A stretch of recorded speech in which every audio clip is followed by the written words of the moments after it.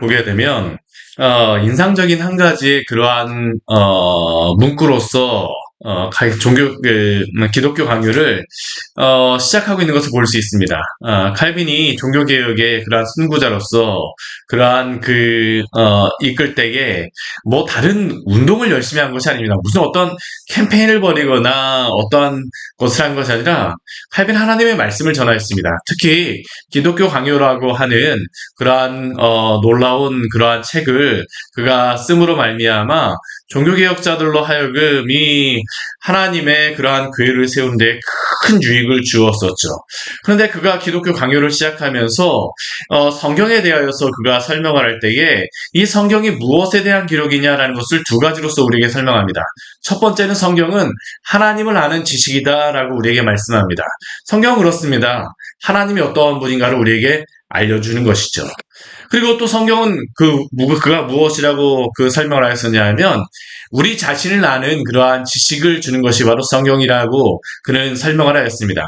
즉, 인간이 가져야 될 지식, 성경을 통하여 우리가 얻어야 될 지식은 하나님이 어떠한 분인가를 알아야 되고, 우리 자신이 어떠한 사람인가, 어떠한 존재인가를 깨달아야 되죠.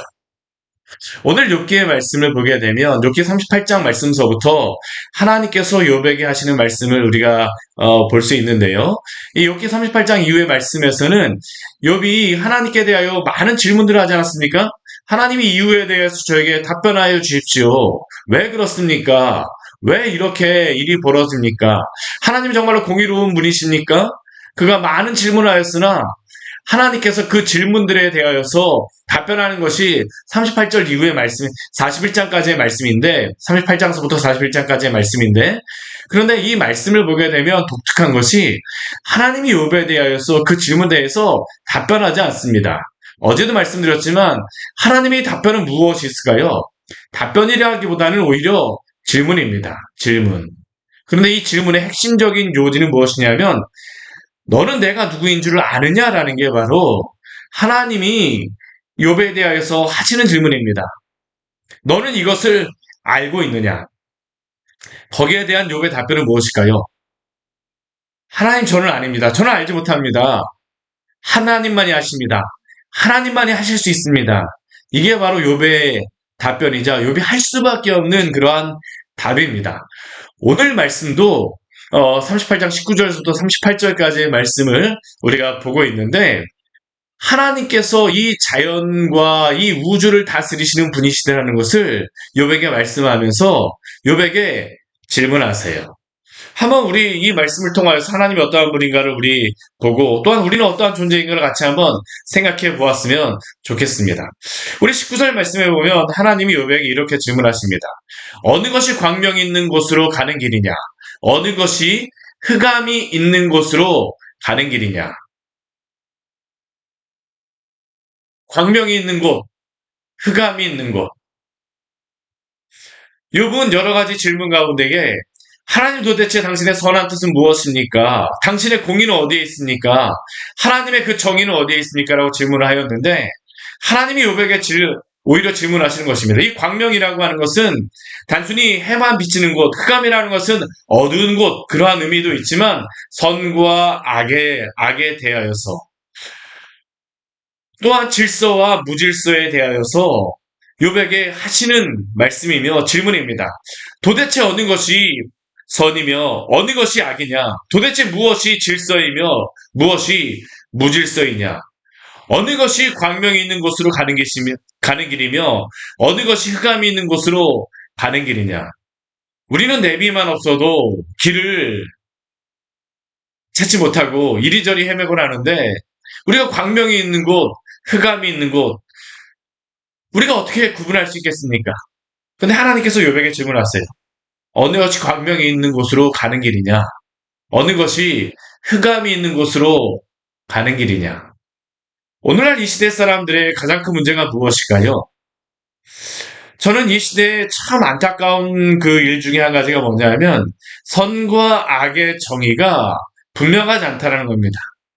선한 것이 더 이상 선한 것이라고 이야기하지 않고, 악한 것이 더 이상 악한 것이라고 이야기하지 않습니다. 영화에서도 그렇습니다. 더 이상 선인과 악인, 주인공과 악당이 권선징악의 그러한 내용들의 그러한 것들이 나오진 않습니다. 무엇이 선인지 무엇이 악인지.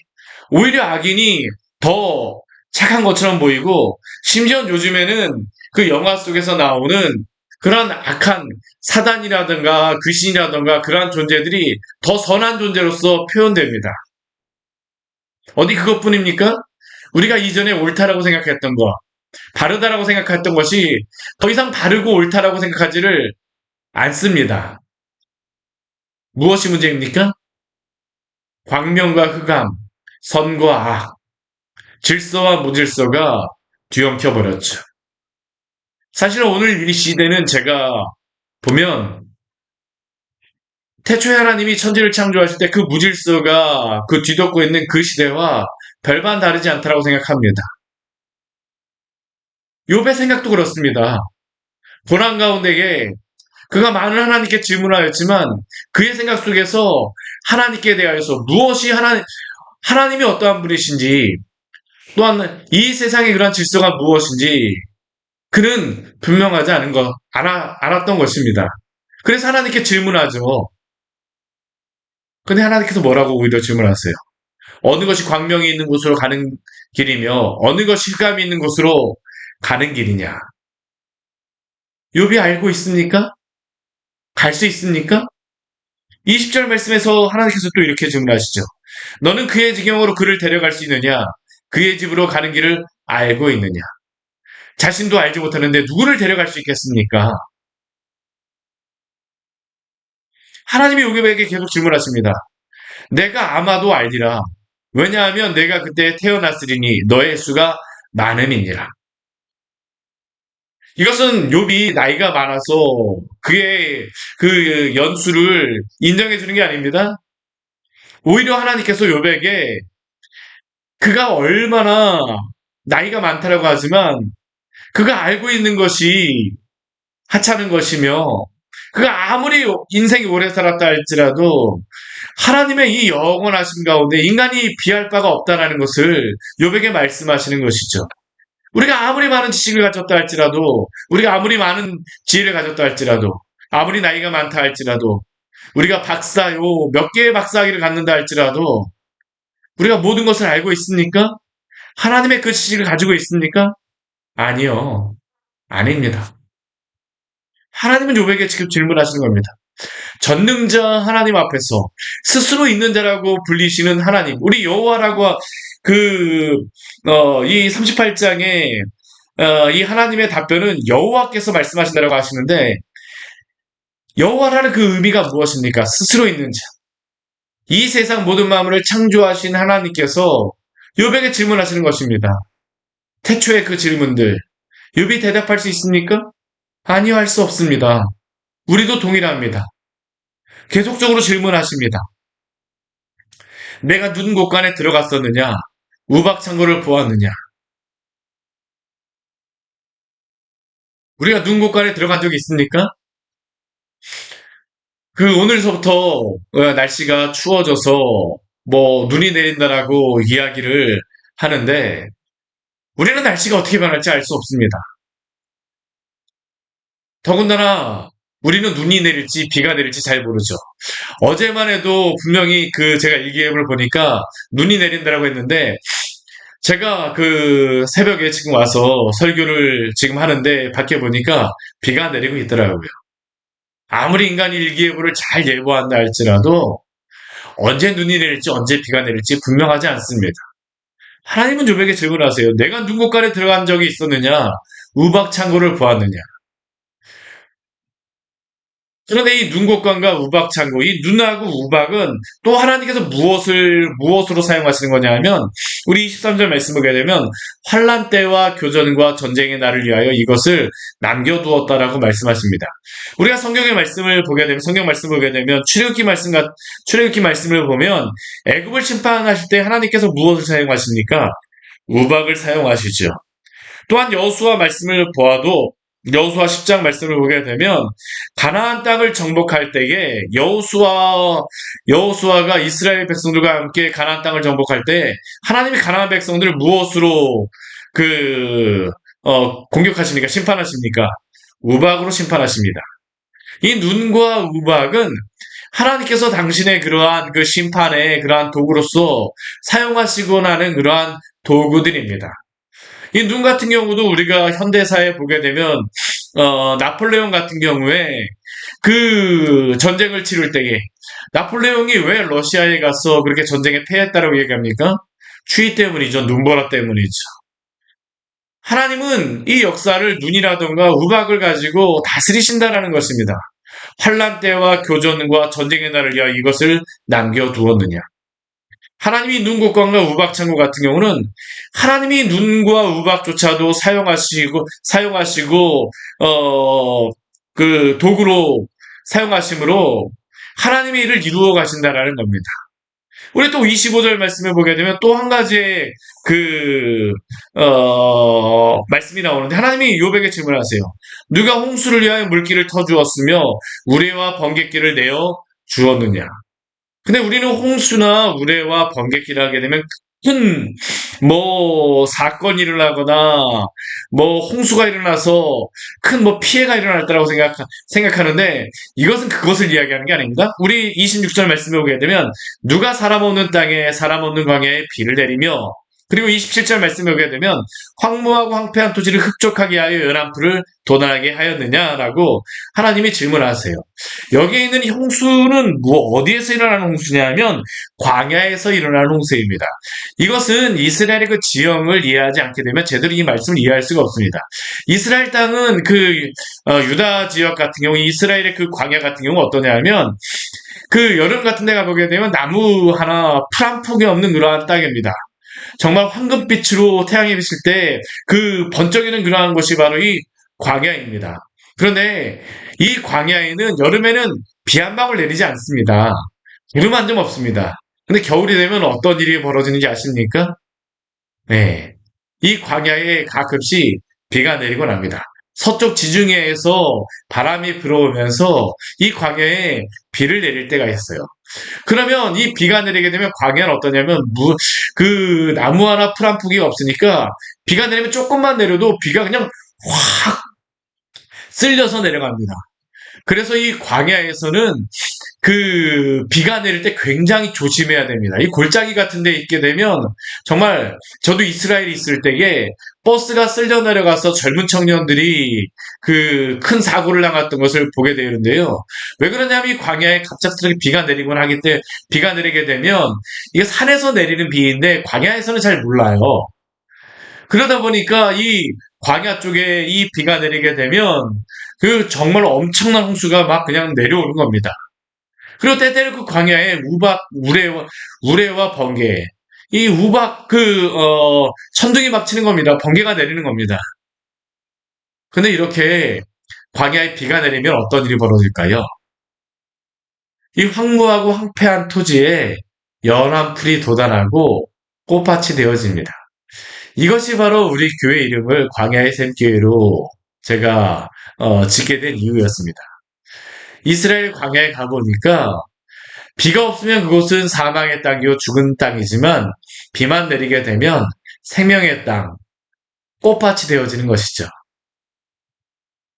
하나님이 오늘 이것을 욥에게 질문하시는 것입니다. 광야에 비가 내리게 되면 사람이 그곳에 물을 주지 않아도 사람이 광야에 어떠한 그 비를 내리지 않아도 호수도 다 풀어주는 것도 아니지 않습니까? 하나님이 내려주는 것이에요. 근데 그것이 어떻게 됩니까? 인간이 가꾼 것은 하나도 없지만 꽃이 하나 뿌린 적도 없지만 그것이 풀밭이 되고 꽃밭이 되어집니다. 이것은 무엇일까요? 하나님의 놀라운 지혜를 이야기하는 것이죠. 우리 22절부터 27절까지의 말씀을 보게 되면 이 눈이나 우박, 비, 홍수 이것은 다 무엇입니까? 물입니다. 물. 그런데 이것이 눈이나 우박으로 내릴 때에는 하나님의 심판의 도구로 사용될 수 있지만 비로 내릴 때는 무엇이 될 수 있다는 겁니까? 생명의 그러한 도구가 될 수 있다는 것이죠. 같은 것이라 할지라도 하나님께서 생명으로 사용하실 수도 있고 심판의 도구로 사용하실 수도 있다라는 것입니다. 하나님의 놀라운 지혜 아닙니까? 놀라운 지혜예요. 우리 인생도 그렇습니다. 우리가 고난이라고 하는 것이 마냥 나쁜 것만은 아닙니다. 풍요롭다라고 하는 것이 마냥 좋은 것만 아닙니다. 우리 인생은 돈을 많이 벌고 풍요로워지면 그것이 복받았다고 생각합니다. 근데 제가 목회를 하다 보니까 오히려 부유하여서 하나님을 떠나는 사람들이 얼마나 많은지 모르겠습니다. 오히려 예전에 70년대, 80년대, 60년대 어려운 시절에는 하나님 앞에 나와서 기도하며 부르짖으며 하나님 앞에 간절히 찾는 그런 사람들이 얼마나 많았는지 모릅니다. 근데 오늘날에 어떻습니까? 하나님께 나오질 않습니다. 기도하질 않아요. 왜 그렇습니까? 풍요롭고 부유해졌기 때문입니다. 우리가 이것을 부인할 수가 없습니다. 내가 스스로 할 수 있거든요. 하나님의 도움이 필요하진 않아요. 그러니까 하나님이 우리의 삶의 전부가 아니라 하나님만이 나의 구원이 되어주시는 것이 아니라 나의 악세사리나 나에게 조금 도움을 주시는 어떠한 그러한 그 잠깐의 조력자로서 우리가 하나님을 대우하고 있지 않습니까? 근데 때때로 하나님이 우리에게 고난을 통하여서 하나님이 이루고자 하시는 것이 무엇입니까? 하나님을 의지하도록 하시는 것입니다. 하나님을 의지하도록 하시는 것이. 같은 재물이라 할지라도 그것이 때때로 우리에게는 도움이 될 수도 있고 때로는 그것이 우리에게 하나님을 떠나게 하는 이유가 될 수도 있다는 겁니다. 하나님의 지혜죠. 우리는 어떻습니까? 같은 사람이라 할지라도 하나님께 붙잡혀 있으면 하나님의 도구로서 주의 교회를 세우며 주의 나라의 영광을 위해서 얼마나 사용됩니까? 근데 같은 사람이라 할지라도 그 사람이 하나님 성령에 붙잡혀 있지 않게 되면 하나님의 그 은혜에 붙잡혀 살지 않게 되면 어떻게 될까요? 악의 도구로 사용되는 것을 우린 심심치 않게 볼 수 있습니다. 사랑하는 성도 여러분, 오늘도 하나님의 도구로 사용되기를 소망하십시오. 소망하세요. 하나님의 지혜는 같은 물이라 할지라도 때때로 하나님의 그러한 심판의 도구로 사용하실 수도 있지만 축복의 도구로도 사용하실 수 있는 겁니다. 하나님의 지혜입니다. 하나님이 28절과 30절에서 그래서 물에 대해서 다시 한번 질문하십니다. 비에게 아비가 있느냐? 이슬방울은 누가 낳았느냐? 얼음은 누구의 태에서 났느냐? 공중의 소리는 누가 낳았느냐? 비, 이슬, 얼음, 공중의 소리 다 무엇입니까? 물입니다. 근데 하나님께서 때에 따라서 어떤 때는 비로, 어떨 때는 이슬로, 어떨 때는 얼음으로, 어떨 때는 공중의 서리로 하나님 만드시고 사용하시죠. 이것을 어떻게 인간이 계획해서 이것을 할 수 있겠습니까? 하나님의 놀라운 지혜와 하나님의 놀라운 섭리죠. 물은 돌같이 굳어지고 깊은 바다의 수면은 얼어붙느니라.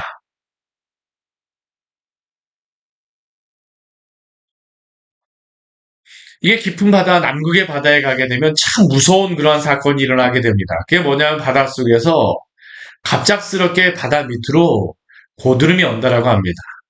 고드름이 얼어요. 예. 왜 고드름이 오냐 하면 그 날씨가 추워지다 보면 이 얼음이 생기게 되어지는데 그 얼음이 생기면서 이 염분이 빠져나가게 되어집니다. 그럼 염분 빠진 물이 밑으로 내려가게 되는데 이 염분 빠진 물이 밑으로 내려가면서 이것은 그 다른 물보다도 훨씬 더 어는 점이 낮기 때문에 이 물이 그냥 바닥에 그냥 가게 되면 바닥으로 내려가면서 그 주변에 있는 바닷물들을 얼려버린다고 합니다. 이게 바로 바닷속에 생기는 고드름이라고 합니다. 이 고드름에 닿게 되면 금방 얼어붙어서 모든 생물이 죽어버린다고 해요. 그게 죽음의 고드름이라고 합니다. 이게 요즘에 발견됐어요. 근데 하나님께서 이걸 알고 계셨던 겁니다. 깊은 바다의 수면은 얼어붙느니라. 하나님의 지혜라는 것입니다. 하나님께서 이 세상을 이렇게 다스리셨어요. 이 지구만 이렇게 다스리신 것이 아닙니다. 하나님은 우주도 다스리십니다. 우리 31절 말씀 보십시오.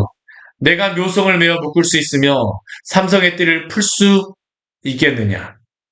너는 별자리들을 각각 제때 이끌어낼 수 있으며 북두성을 다른 별들에게로 이끌어갈 수 있겠느냐. 내가 하늘의 궤도를 아느냐. 하늘로 하여금 그 법칙을 땅에 베풀게 하겠느냐.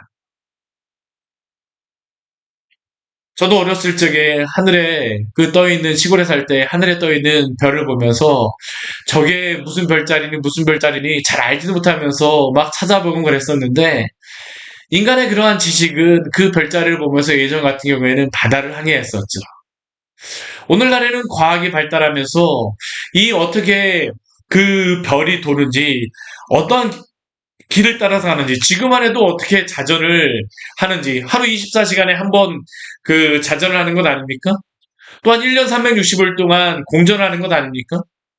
지구의 그러한 그 자전과 공전의 주기와 궤도를 우리가 안다라고 하지만 이 하늘에 떠 있는 모든 별들의 그러한 궤도를 압니까? 아니요, 알 수 없습니다. 우리는 단순히 거기에 무엇이 있느냐라고 별 하나 발견하면 엄청난 발견이라고 이야기를 하죠. 근데 오늘날도 그런데 하나님께서는 3천년이 넘은 그러한 전에 욥에게 질문하신 것입니다. 너가 별자리를 알고 있느냐? 근데 너가 이 별자리를 묶어놓을 수 있으며 별을 묶어놓을 수 있고 풀어서 이끌어낼 수 있겠느냐? 심지어 이끌어갈 수 있겠느냐? 아니요, 우리 인간은 그러한 지혜가 없습니다. 할 수가 없어요. 근데 하나님께서 이 말씀하시는 것이 무엇입니까? 이 우주도 다스리고 통치하신다는 것입니다.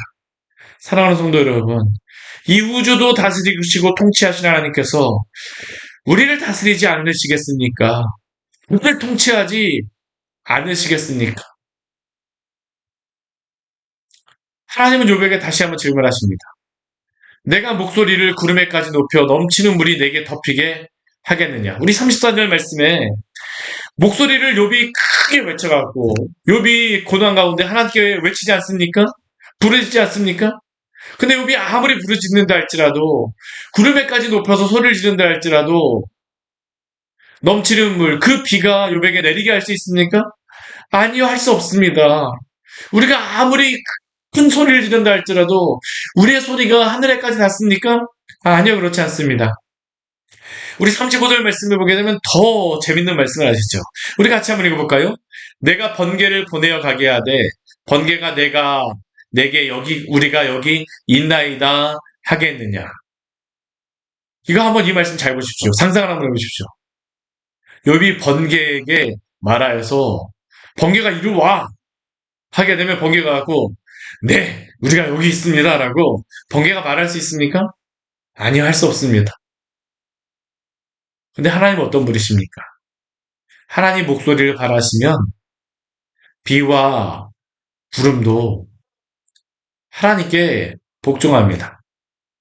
번개도 하나님께 복종합니다. 번개도 하나님이 사용하시고자 하면 우리가 여기 있나이다 하면서 하나님이 사용하실 수 있도록 번개는 복종할 수밖에 없죠. 하나님이 욥에게 질문하십니다. 가슴속의 지혜는 누가 준 것이냐? 수탉에게 슬기를 준 자가 누구냐? 누가 지혜로 구름의 수를 세겠느냐? 누가 하늘의 물주머니를 기울이겠느냐? 티끌이 덩어리를 이루며 흙덩이가 서로 붙게 하겠느냐? 이것은 하나님이 이 지혜를 누가 준 것이냐는 걸 묻습니까? 아무리 인간이 구름의 수를 센다 할지라도 하늘에 그러한 구름을 본다 할지라도 비가 어디서 내리는지를 본다 할지라도 그 지혜조차도 누가 주셨다는 겁니까? 하나님이 주셨다는 겁니다. 우리 38절 말씀 어떤 의미입니까? 티끌이 덩어리를 이루며 흙덩이가 서로 붙게 하겠느냐. 하나님이 사람을 흙으로서 창조하시지 않으셨습니까? 이 땅에 티끌로서 흙으로서 사람을 창조하시고 그뿐만 아니라 하나님께서는 사람의 당신의 호흡을 생기를 불어넣으심으로 말미암아 생명을 주셨죠. 생명으로 만드셨습니다. 그리고 그 안에 지혜도 주신 것입니다. 하나님의 형상으로 창조되어졌다는 것은 하나님이 그 지혜도 주신 것이라는 것입니다. 그런데 사랑하는 성도 여러분, 우리는 이 모든 것을 하나님이 주셨는데 하나님을 하나님으로 인정하며 살아가고 있습니까? 조그만 고난 때문에 여러 가지 환란 때문에 혹시 하나님께 원망하며 불평하며 하나님의 그 인도하심을 불신앙의 눈으로 바라보고 있질 않습니까? 아니요. 우리의 상황이 때로는 우리의 현실이 우리를 어렵게 한다 할지라도 그럼에도 불구하고 하나님은 오늘도 살아계셔서 역사하심을 믿으시기 바랍니다. 오늘날 이 시대의 인간들의 어리석은 무엇입니까? 하나님이 이 세상 모든 만물을 창조하시고 다스리시고 통치하심에도 불구하고 우리 대자연 만물을 보면서 하나님이 이것을 지으셨구나 하며 주님의 높고 위대하심을 찬양하는 것이 아니라 오히려 대자연 앞에 가서 대자연의 경이로움만 보는 것 아닙니까? 물론 우리는 자연을 보면서 찬양하며 경배할 수 있습니다. 그러나 그것은 하나님을 경배하는 것이어야 됩니다.